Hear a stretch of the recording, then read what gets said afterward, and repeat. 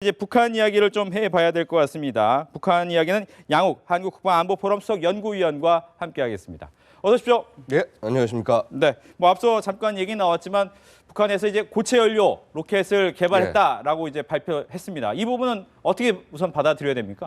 일단은 그 액체 연료에 비해서 고체 연료가 훨씬 더 발사가 쉽습니다. 그러니까 한마디로 소위 얘기해서 버튼만 누르면 발사할 수 있는 게 이런 고체 연료라고 보시면 됩니다. 네. 그러니까 우리가 보통 이제 그 액체 연료 미사일들을 사용할 때는 이렇게 뭐 산화제를 주입을 하고 그다음에 연료를 주입하고 하는 과정들이 있어야 되고 그러다 보면 아무래도 작전의 템포가 늦어질 수밖에 없습니다. 그리고 이렇게 늦어지게 되는 과정들, 이런 과정들 속에서 이제 북한의 사전 발사 징후 같은 것들을 좀 탐지해내고 이걸 막겠다라고 하는 것이 이제 킬체인인데 만약에 그러한 사전 준비 시간이 거의 건너뛰는 상태에서 곧바로 미사일을 발사할 수 있다라고 한다면은 그만큼 이런 것들을 사전에 막고 예를 들어서 제거하는 것들이 어려워질 수밖에 없다는 상황인 것이죠. 네, 언제 어떻게 쏠지 모르기 때문에 좀 더 우리 입장에서는 불안해질 수밖에 없는 것인데. 예, 그렇습니다.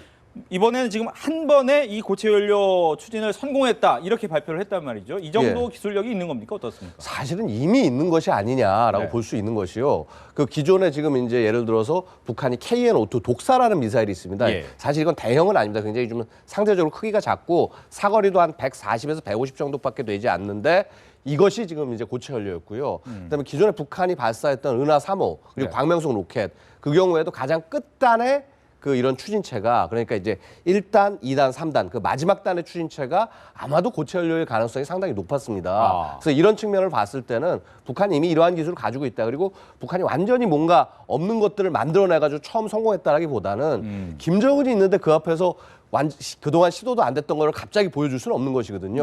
결국은 그동안 자신들이 갖고 있던 것을 보여준 것인데 한 가지 좀 이제 차이라고 한다면은 아마도 지금 저 사이즈로 봤을 때는 기존의 스커드 정도 이상의 미사일에는 장착할 수 있는 정도의 크기다. 그렇다라고 한다면 북한이 지금 가장 많이 보유하고 있는 이런 스커드급의 미사일을 저런 고체 연료를 사용해서 만들었을 때 이때는 그만큼 우리가 더 위험해질 수 있는 것이기 때문에 이제 주의를 좀 더 기해야 하는 시점이 아닌가 생각이 됩니다. 스커드가 이제 거리가 어느 정도까지 날아가는 거죠? 예, 지금 이제 스커드가 제가 보여드린 이 미사일인데 이제 지금 이 크기의 한 35배 정도 키우면 스커드라고 보시면 되겠습니다.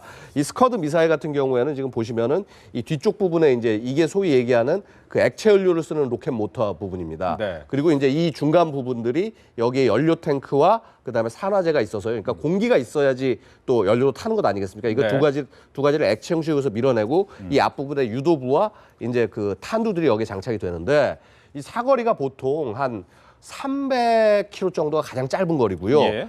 이제 그 다음 것이 한 500km 정도 날아가는 것이 있습니다. 근데 500km 정도 날아가는 것이면 사실 대한민국 전역이 어떤 공격 범위에 들어가고, 그다음에 지난번에 뭐 예를 들어서 키 리졸브 훈련 중에 북한이 발사했던 스커드 미사일 바다로 발사하지 않았습니까? 그것 같은 경우가 바로 이제 500km를 날아가는 스커드 C가 해당합니다. 그렇군요.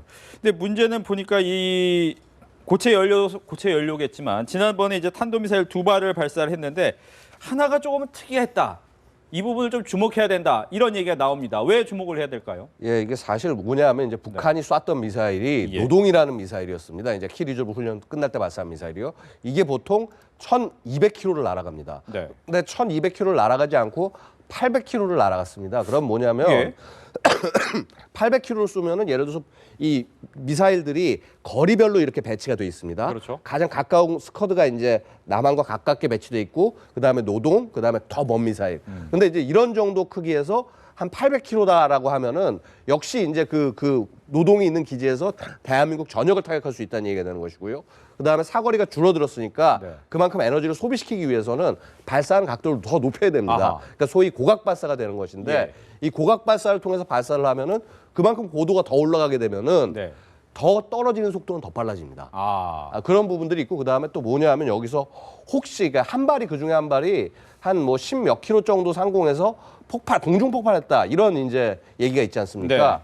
이것이 혹시 EMP라는 것을 사용하려는 것이 아니냐. 그게 뭡니까? 그러니까 이 EMP라는 것이 뭐냐면 핵이 이제 터졌을 때 부수적인 효과 속에서 이제 감마선이 나오는데 이 선 자체가 전자기기를 파괴를 하는 겁니다. 그래서 그야말로 이제 핵폭탄이 터지고 나면은 전자기기들이 먹통이 되는데 이걸 상공에서 터뜨리면 그 범위가 훨씬 더 넓어지는 것이죠. 그러니까 예를 들어서 어떤 예가 있냐면 1962년에 미국이 이제 핵실험을 했습니다. 태평양 이제 상공에서 네. 했는데 1.4 메가톤 굉장히 엄청난 파괴력입니다.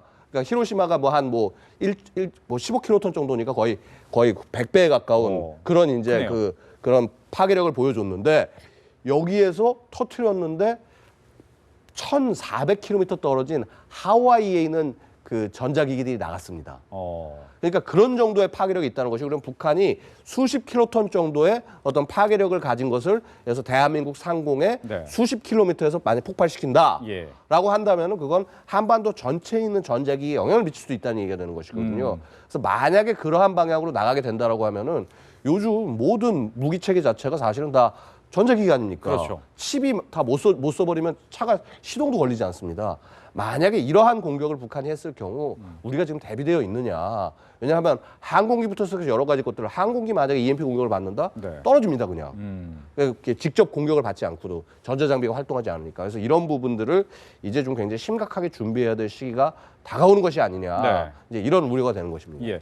뭐 현재 한미 훈련이 계속되고 있기 때문에 거기에 대한 우리도 이 정도 훈련할 수 있다라는 것을 보여준다라고 해석이 되기도 하겠지만 계속해서 미사일 발사, 고체 연료 말씀하신 것처럼 중간에서 터트리는 이런 부분까지를 계속해서 보여주는 이유는 가장 어디 있습니까? 역시 지금 이제 북한이 하고 싶은 얘기 이겁니다. 그야말로 ICBM에 만들 때 필요한 기술을 쪼개서 조각조각 하나씩 보여주고 있는 겁니다. 핵탄두, 일단 터지는 탄두 부분을 직접 보여줬고요. 네. 그다음에 재진입할 수 있다는 능력을 보여주기 위해서 이렇게 열을 가하는 실험까지 했고요. 예. 그리고는 얼마 전에는 지금 이제 고체 연료를 하면서 이렇게 분사하는 실험까지 다 보여줬지 않습니까? 이게 네. 그야말로 이런 그 탄도 미사일을 만드는 데 있어서 가장 핵심적인 기술들을 다 보여준 겁니다. 그럼 뭐냐면 우리가 이런 정도의 능력까지 가졌는데 국제사회 너네들이 우리를 핵보유국으로 정말 인정을 안 하겠느냐라고 굉장히 강하게 어필하는 것이고, 또한 이러한 과정을 통해서 예를 들어서 한미연합훈련은 언젠가는 끝나게 돼 있습니다. 예. 4월 30일에 끝나도록 예정이 돼 있고요.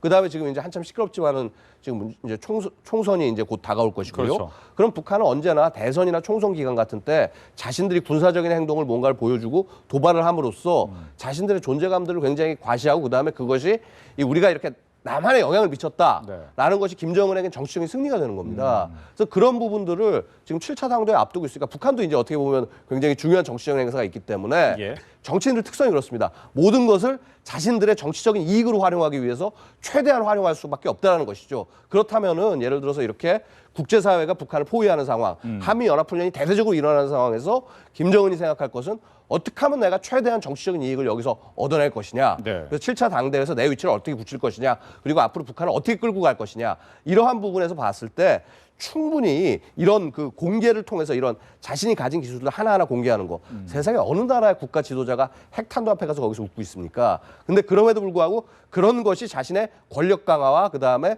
어떤 북한 통치 기반을 강화하는데 굉장히 핵심적인 역할로 작동을 하기 때문에 이렇게 행동을 하는 것이라고 볼 수 있습니다. 알겠습니다. 이렇게 해서 북한과 관련된 이야기 양욱 한국국방안보 포럼 수석 연구위원과 나눠봤습니다. 오늘 이야기 잘 들었습니다. 감사합니다.